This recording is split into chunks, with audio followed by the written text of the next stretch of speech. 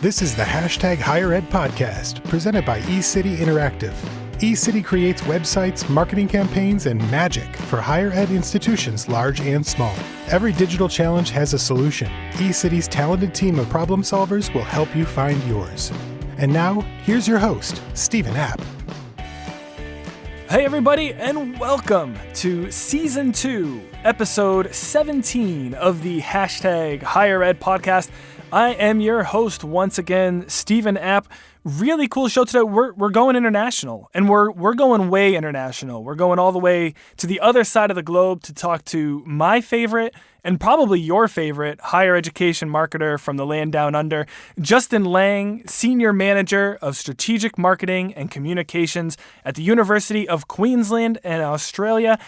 Justin, thank you so much for coming on the Higher Ed podcast. No worries. Thanks very much for having me. And that's a phenomenal introduction. I might have to get you to be my chair for any future conference presentations. I'm also available for hire for voicemails. Well, let's work something out at the end of the end of the call.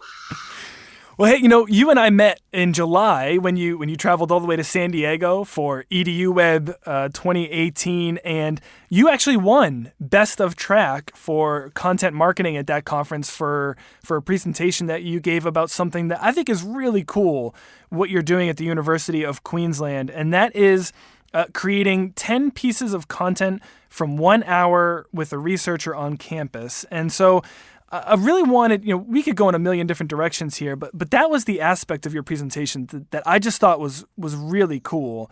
And so I was wondering if you could just explain to me and to our listeners, what is that content that you're creating from 1 hour with a researcher? Sure, no worries. Well, the premise behind it really is, so we work with a lot of medical researchers in the part of the university I'm in, but there's no difference really to any other kind of academic discipline that they're incredibly time poor. They're always applying for new funding, or they're busy in the lab, or whatever it might be. So we were having real trouble to getting time for them to share their expertise in ways we can share with our audiences. So battling with that, we really came out with the idea that if they're going to book us in for an hour or so, let's make the most of that time. And rather than just filming a video or having a chat about a media release, let's get more bang for our buck and get as much out of that time as we can. We physically can't get around to all of our researchers in person. So when we do, we need to make the most of that time. And the pitch to the researchers, because they're not always up for it, or they're not always understanding the value of getting involved with the local marketing team, is that if they give us an hour of their time, we'll give them 10 pieces of content. We record an initial chat with them. So, I mean, in the past, before we were doing this, we'd need to go out and meet people to have a chat about their latest research that's been published. And that would be the form of a conversation that would usually lead to a media release. But we're now recording that initial conversation. We can repurpose that into a podcast or audio file that we embed onto our blogs. Once we've kind of established a bit of rapport, we'll turn the camera on and we'll record those answers and capture some overlay footage at the end of the chat, and it's then chopped up into a long-form video as well as a short social version. We'll use the transcript and repurpose that into a blog piece or a Q&A column and get a few photographs of them. Something that I still can't get my head around is the amount of researchers that are world-class and very successful academics that don't have profile pictures, or if they do, they're 10 to 15 years old. So that's often the little hook that gets them over the line, is we'll come over and get a new profile picture for your lab page. And something where we started earlier this year was really showcasing the facilities that some of these researchers are working in. So we'll set up a 360-degree camera and some of the research facilities and hit play. And that's something that's been quite well received as well. Man, so if you're counting from home, that is one professional headshot, one blog post, one podcast, I guess I'll say a few Instagram posts, including some behind the scenes, maybe for like an Instagram story, and then 2 videos or 3 videos. So you've got one that's long form, one that is shorter for social, and then one that's 360 degrees. Is that right? Yeah, that's correct. And then when you say long form, Justin, what is long form video? How long is that? It really depends. Most of the time, it's 2 or 3 minutes. We still do have to chop out a lot of the interview ends up on the editing floor, but it can be as long as 5 or 6 minutes, depending on how engaging the person is or how complex their topic is. Because we're not always relying on a new piece of research to be published to use this 10 pieces in an hour kind of concept. So we'll often go out to someone and talk to them about something that's topical or current news and affairs. So an example recently was it was out of America, actually. There was a new antibiotic they thought they'd found in some dirt somewhere in the United States, and we got one of our superbug researchers to give a few thoughts on that. So we went through this process and we produced a 4 or 5 minute long video for him, and then we chopped it up into a 60-second version for social.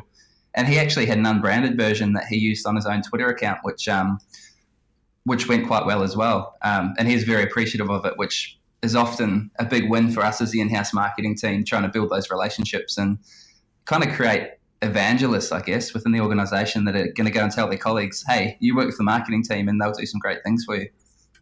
Yeah, I mean, the idea behind what you're doing, of course, is this concept of content repurposing.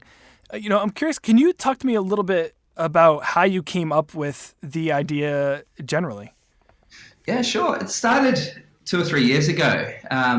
I went to Content Marketing World in Cleveland. I think it was 2016, maybe 2015. And I read about a guy that won an award there for content repurposing. And he worked, I wish I knew his name because I'd love to give him a shout out.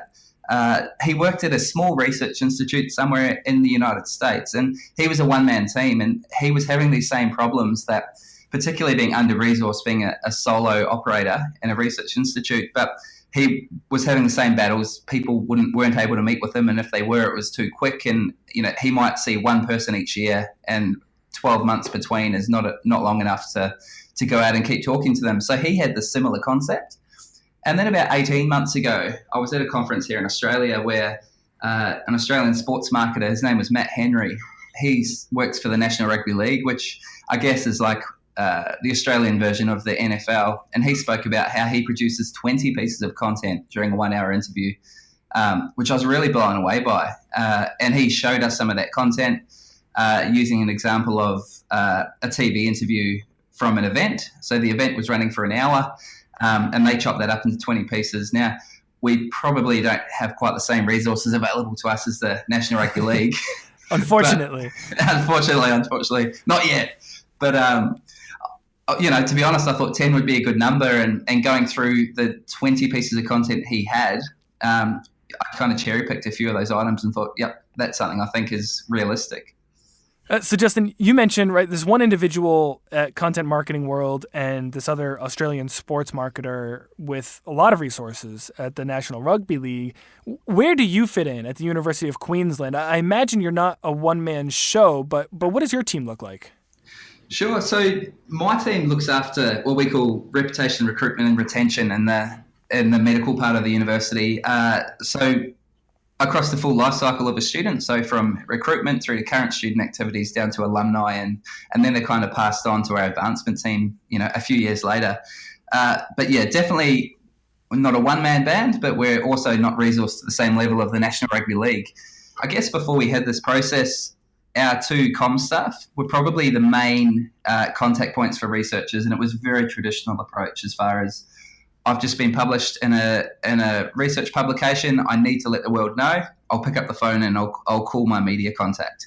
And for years, that had been the approach, that the media manager would then go out and have a chat. They'd put together a media release, publish it, kind of hope for the best, and it would be done and dusted. We've moved away from that model now to we probably have 3 or 4 members of the team that can go out and capture that content. And there's been a little bit of trial and error in in-house training as far as the questions you need to ask to really get to the bottom, to the crux of what their research is about. And it has been a bit of a journey to get there. So it was pretty resource intensive for the first few months, as far as our media manager would go out there with a videographer. And during that learning phase, there might be a third person there kind of keeping an eye on things and understanding how we pull the content gems, I guess, out of the researchers' minds. But we've now got to a position where not only the media managers going out and having those chats, we've got our marketing managers or our videographer. We'll even send him out on his own to have a chat to them to get to the crux of what we're really trying to share with the public. Justin, is there an added importance in that you're working with researchers in particular? You know, I previously worked at a law school, and I always felt like it was a little bit harder to book time with faculty and alumni than it was to book time with administrators, staff, or even students. Is that the case for you? And is there an added importance to making the most of your time with them because it is hard to get time with them? 100%, yeah. Compared to leaders, so we have, not to the extent of getting 10 pieces of content, but we're producing a lot of video and more blog type content for some of our leadership, sharing with internal comms, but it's much easier to get access to them and time in the room with an executive dean, for example. So totally agree. It's very hard to get that time with the researchers. So that's kind of what this whole premise is founded on, that if we're going to have that time with them, if they're going to give us time, let's make the most of it. And something that has been really useful and I think is worth sharing is that the worst thing we can ever do in these situations is rock up to a researcher's office or lab unprepared. They find that quite offensive when you get there and you spend the first 40 minutes asking really basic questions to understand what they're about, whereas we make a real effort to learn about them and their research in our prep work before we go out and have that chat. So we hit the ground running and make the most of that 60 minutes. Real quick about the actual pieces of content that you mentioned, you know, how did you actually come up with what those pieces of content would be in terms of how you were going to repurpose your time with a researcher? And, you know, I mean, has that always been the same? We're going to get, you know, one headshot, one blog post, 3 videos, you know, has the content you're repurposing changed over time? Yeah, it's a bit of a tricky question. It's definitely changed over time. Before I learnt about what the National Rugby League were doing, and based on me trying to emulate what that American marketer had been doing, we were kind of doing bits and pieces, but never the 10 at once. So we had moved beyond just having an interview of a researcher to produce a media release, and we had started, the media manager would start recording a few clips on her iPhone, or she'd record the interview and was slowly upskilling and chopping that up into a podcast that she could share with the media release. But it was only really after probably about 12 to 18 months ago where I really got my head around formalizing the process and getting the team on board with the idea of 10's the magic number.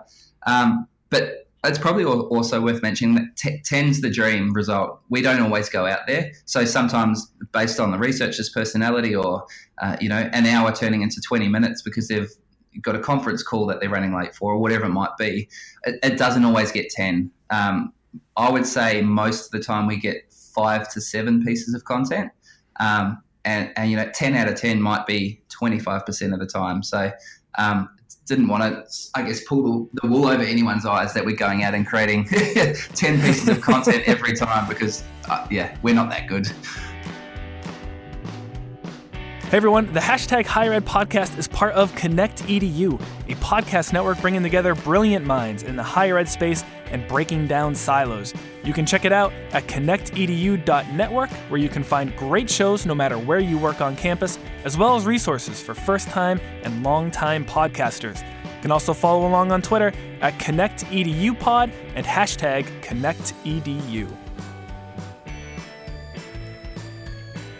So Justin, you just mentioned, right, formalizing the process, and I think that's really important to dig into here because there are definitely going to be people listening to this show who say, yeah, that is a dream scenario. I also want to produce 10 pieces of content for all my interviews, but I think the devil is always in the details. So can you take me through the process for how you're actually repurposing this content? And I actually think maybe the best place to start is how you're approaching maybe those early conversations with a researcher. I mean, how early in the process are you actually collaborating with a researcher on the themes and the ideas for what you're trying to get out of your time together? Sure. It's kind of, I've got two answers for you. So the proactive stuff that we have in our calendar, months in advance, an example is Research Week. So over here we have Research Week in September each year. We'll probably give ourselves a 4 or 5 month lead time on who our research heroes are going to be that we'll share content about during that week. So that's the dream. We get a really long lead time. We'll have meetings before. We'll do team brainstorming on the concepts and the places we're going to film outside of the lab and that sort of thing.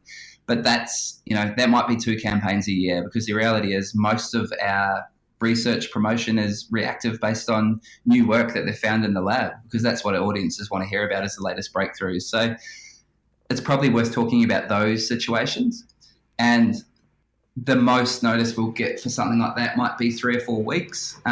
That's the point of time when a researcher gets the email or the phone call saying, congratulations, we'd like to publish your research in our journal. So from there, they're supposed to contact my team and have a chat and basically say, wow, I've just been published and it's under embargo for the next 4 weeks, but can you work with me to do something? And that's when we'll jump on it and say, sure, send us the abstract. Let us get our head around the research, and then we'll be in touch. So we'll spend a couple of days trying to understand quite complex language around medical research or biomedical science or whatever it might be. And then we'll organise a call, or if we're on campus at the same time, we'll go over and have a coffee or have a chat with them in their office, and really make sure that we fully understand what this latest research is about and how they got there, the implications of what it has for the public. We'll ask them, and I think we're in a really luxurious position that working in the medical field, our content really, we're able to hit that emotive side of the content quite easily. And how we do that is through including patients in our stories where we can. But yeah, I do acknowledge that not everyone has that luxury. But yeah, so those early conversations, really 3 or 4 weeks out, we'll talk about where we're going to film. We'll make sure we fully understand their research and the journey they've got to get there, the impact for the community, and other people that we can get involved, whether it's collaborators or patients or hospital colleagues or whoever it might be that's really going to add greater value to the story that we're telling.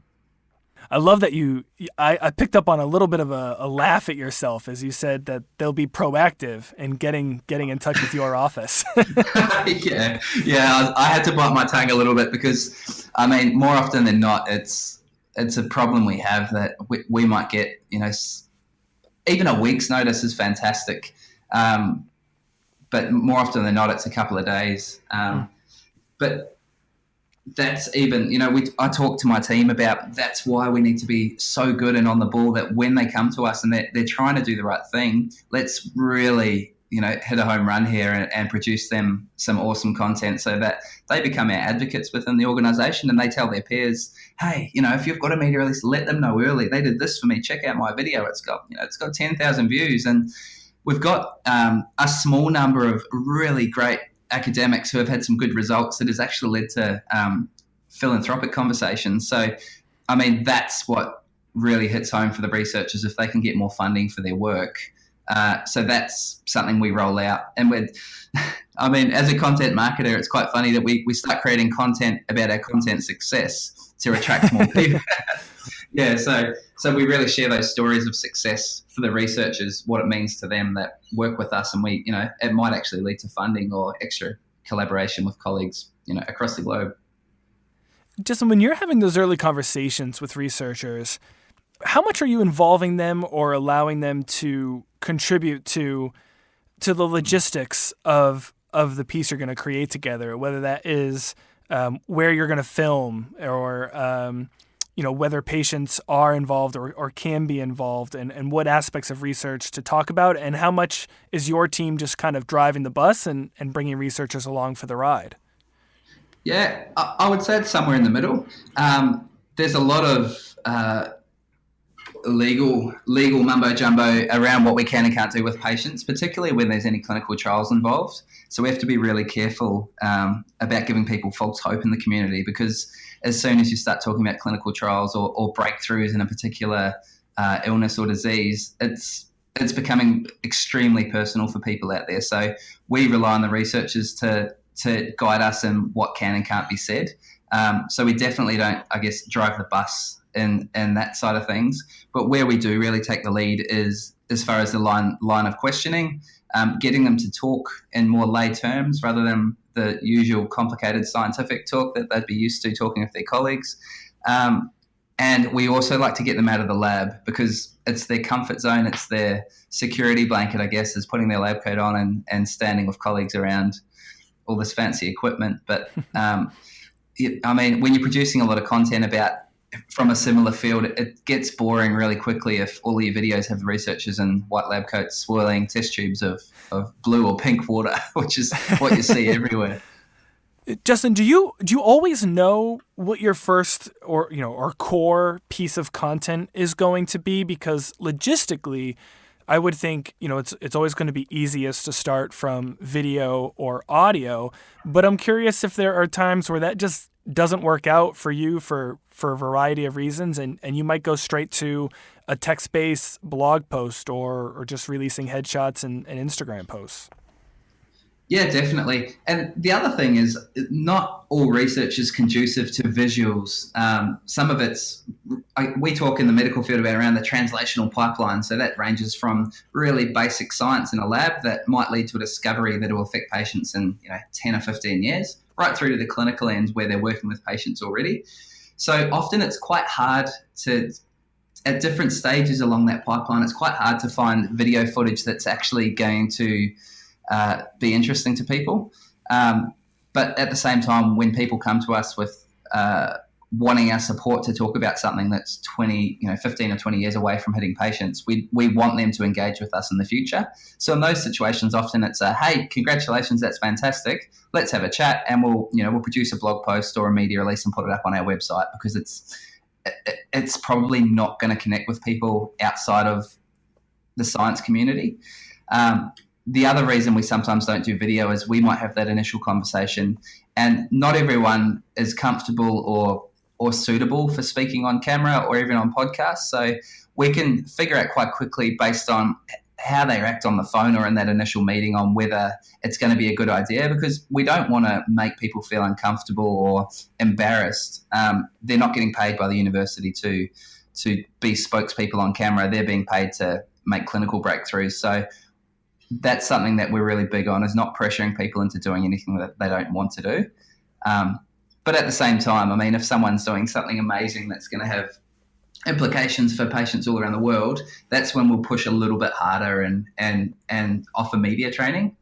And that's something we do a couple of times a year as well with our researchers, is give them the chance to practice their speaking skills on camera, to go through a line of questioning with the journalist. So we'll do our own in-house media training and bring our camera crew along and play that back for them to see how they look on camera, and give them some live commentary on, well, when you answered that question, you were looking away from the camera, or you mumbled a little bit, or, don't feel pressured to get it all in the first take. They'll edit that out. It's okay to pause and take a moment. Man, I feel like the media training, we could almost do a whole segue and make that an entirely separate audio podcast episode. Yeah, definitely. And that's something we're keen to get more involved with and probably expand a little bit. And I've actually recently been talking to John, one of your previous podcast guests, about that. And he's looking at rolling something out similar in BYU. Justin, I'm curious about the timeline, right? And we've talked about how much lead time you have with these researchers. But I'm curious then on the back end. So you sit down with a researcher, you get your maybe 20 minutes, maybe an hour, best case, with a researcher. How long until kind of that first piece of content is ready to be published? And how long are you dripping out this content? Because you've got a lot of content at your disposal at this point. Yeah, definitely. It ranges. I mean, the headshot we can obviously turn around quite quickly, and we want to keep that connection with the researcher. We don't want them to think that they've given up an hour of a time and we're not going to be in touch with them for another month. So that's something that we'll turn around really quickly. The headshot, the Instagram post, we'll post quite quickly, particularly the Instagram story. A lot of the other content, so the social video, the long form video, a potential podcast, blog post / media release, often that's under embargo, so the timelines will be dictated to us based on when we're allowed to actually share that information. So that's in the reactive environment where they've come to us and said, I'm being published in a couple of weeks. What can you do for me? So that's when the timelines dictated to us. When we're being more proactive, like I spoke about Research Week earlier, that's when we can drip feed the content, for a good 6 or 7 weeks leading up to it. For example, Research Week, if we did a long form video and a blog that's published to coincide with that week, we might do a short social teaser a couple of weeks out, and then we might drip feed some content on Instagram, letting people know that there's this great video coming up.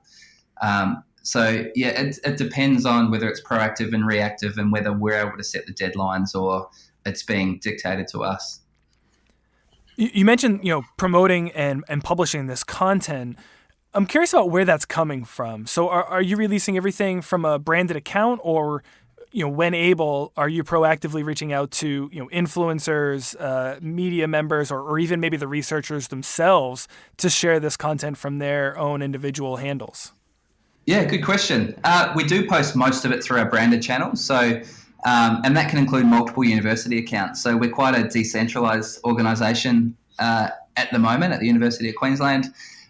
So we will reach out to our colleagues in other parts of the university and give them the heads up and say, look, we've got this really cool content about cancer research or genomics or whatever it might be. Would you like to share that? Do you want to schedule it in?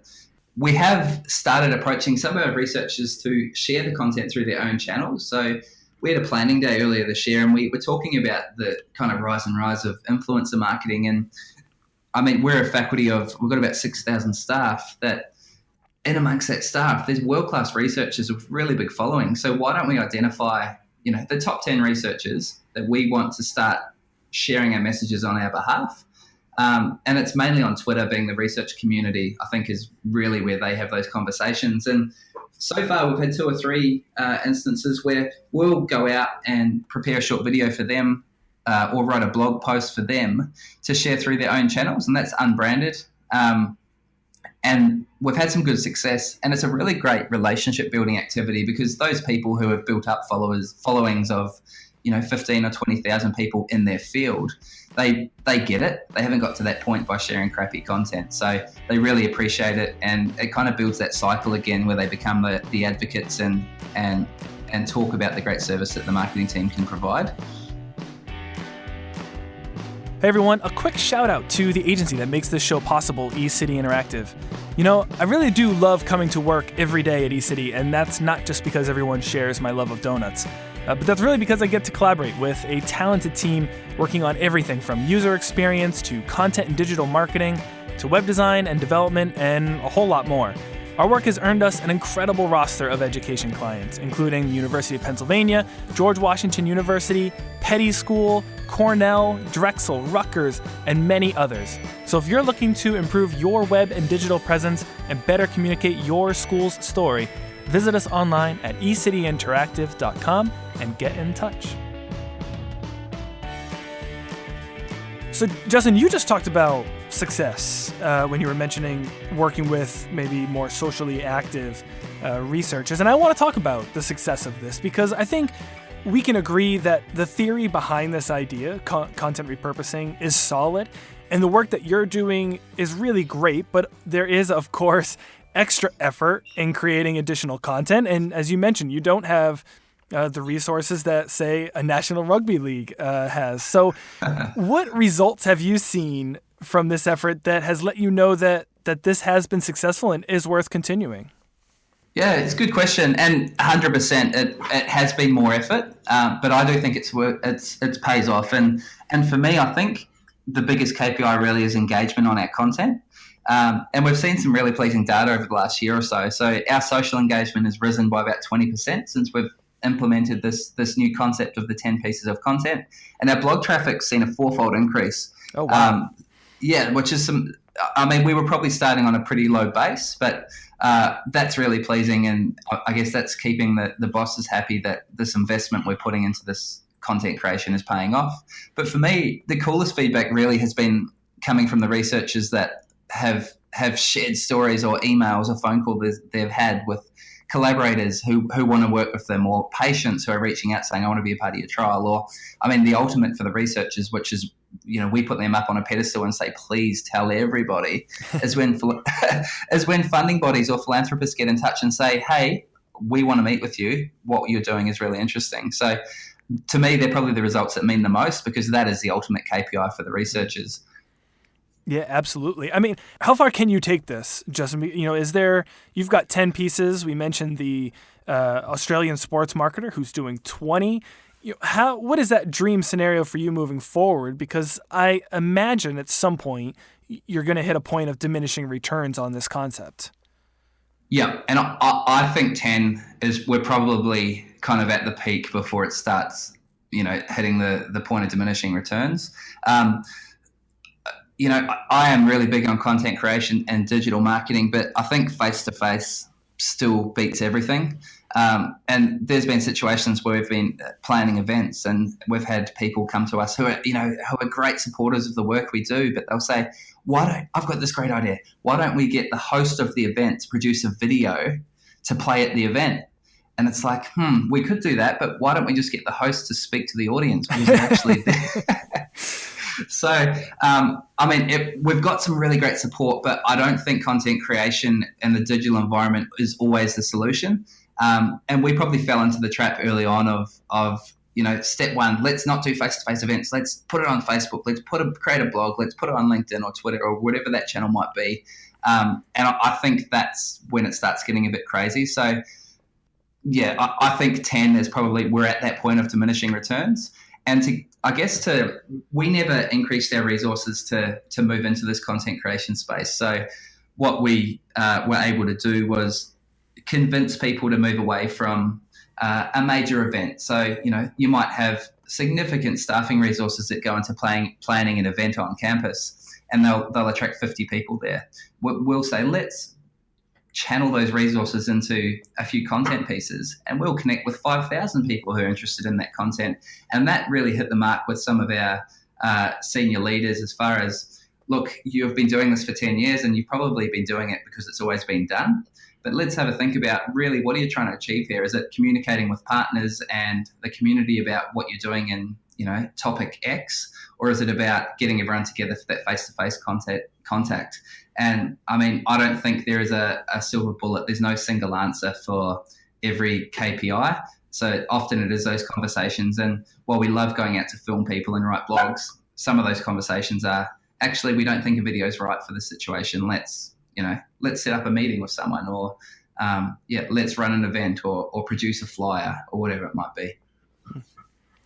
Justin, one of the last questions that I usually will ask a guest is about advice, and I want to make sure I ask it here too, because there are going to be listeners of this show who hear what you're doing and rush out to adopt something similar on their campus. It makes a lot of sense, and you've clearly had a ton of success with it.